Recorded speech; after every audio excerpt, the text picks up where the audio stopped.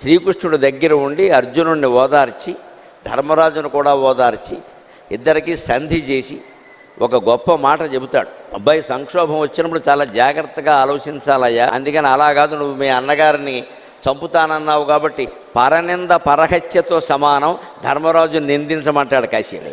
తర్వాత అప్పటికేమో మళ్ళీ అర్జునుడు యొక్క ఓవర్ యాక్షన్ అతి ఎలా ఉంటుందంటే, ఏం చేసినా అతే కొంతమందికి అలాగ వాళ్ళే చేసేస్తారు, మళ్ళీ ఏడుస్తూ ఉంటారు. ఇక్కడ అయ్యో మా అన్నగారిని తిట్టాను, నా నాలుగు నేనే చీరేసుకుంటానని మొదలెడతాడు. మళ్ళీ ఇంకో ఉపాయం చెబుతాడు, మనం అంతా గ్రహించాలి. పరనింద పరహత్యతో సమానం, మీ అన్నగారిని తిట్టు, ఆ పాపం పోయిందన్నాడు.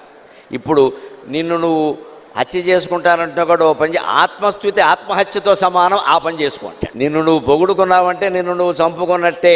అంచేత మనం ఆత్మస్థుతి పరనింద రెండింటికి దూరంగా ఉండాలి, జీవితం అంటే అది అని ఆయన చేత ఆత్మస్థుతి చేయించి మొత్తం మీద ఇద్దరికి సమన్వయం చేసి చివరికి ధర్మరాజుకి నమస్కారం చేయించి